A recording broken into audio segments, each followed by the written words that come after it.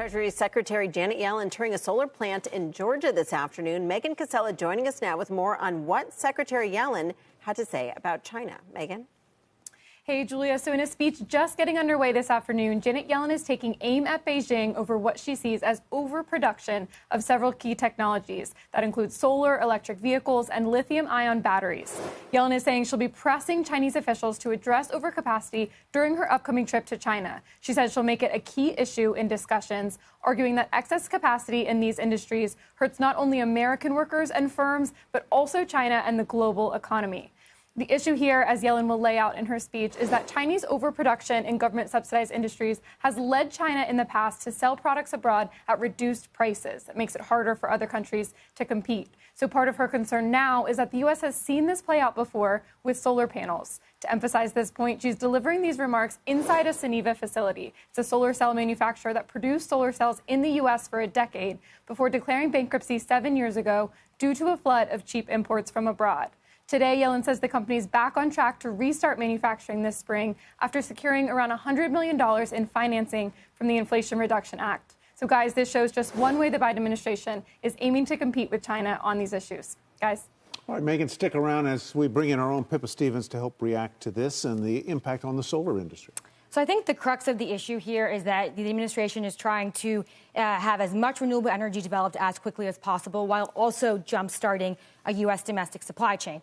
And this is challenging because China is by far the leader here. They control more than 80% of the solar supply chain. By some estimates, they've invested very heavily to be the leader in these new technologies like solar and batteries, lithium refining, things like that. They also benefit from cheaper electricity, cheaper labor, all of which is to say that what McKinsey says that solar cells manufactured in China are about 50% cheaper than those in Europe and 65% cheaper than those in the U.S. So there's no question it's hard to compete. On the other hand, the Inflation Reduction Act is certainly making a big stride there. We've seen tens of billions of announcements of factories to try to reshore that production. But the reality is that these things take time. And for right now, China is the leader, and they are sending a lot more product into the channel.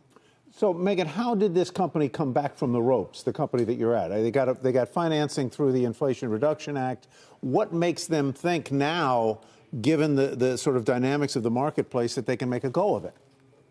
I think they're looking at this financing. They're looking at the administration's focus on making sure we produce at least some of these solar cells and solar panels in the U.S. as sort of their opportunity. They're trying to hire more and build out this production. But I think one criticism that we hear most often of the Inflation Reduction Act is that by subsidizing our industries here, we're doing exactly what China's doing. Do we really want to over-subsidize, or are we at risk of over-subsidizing, I should say, an industry that wouldn't be sustainable without this government investment and maybe can't be sustainable then long term? Yeah, so both sides potentially over-subsidizing. Pippa, how do you see this playing out? You mentioned that it's going to take a long time. No matter what happens here, it's going to take a long time. But how do you see this ultimately impacting what's happening here on U.S. soil? Well, I think the first thing to note is that the module manufacturing is now coming to the U.S., and that is the last stage of the panel manufacturing process. And for the time being, we haven't really gone further up the supply chain. So things like the polysilicon, the ingot, and the wafers, that is still taking place outside the U.S. And the U.S. doesn't actually import cells and modules from China. After a series of tariffs were levied against China's solar products, a lot of that production then moved to Southeast Asia. And so we now get more than 80% of our modules from 4 countries in Southeast Asia. And so I think that ultimately the U.S. will build out a robust supply chain, at least for certain portions of clean energy. But the fear is that, just like we've seen with Europe's reliance on Russia for hydrocarbons, if it's too concentrated in one area, that also poses a risk, even maybe a national security risk. And just a final question to you, Megan. Does this indicate any sort of a change in the U.S.-China policy, or is this just more of the same?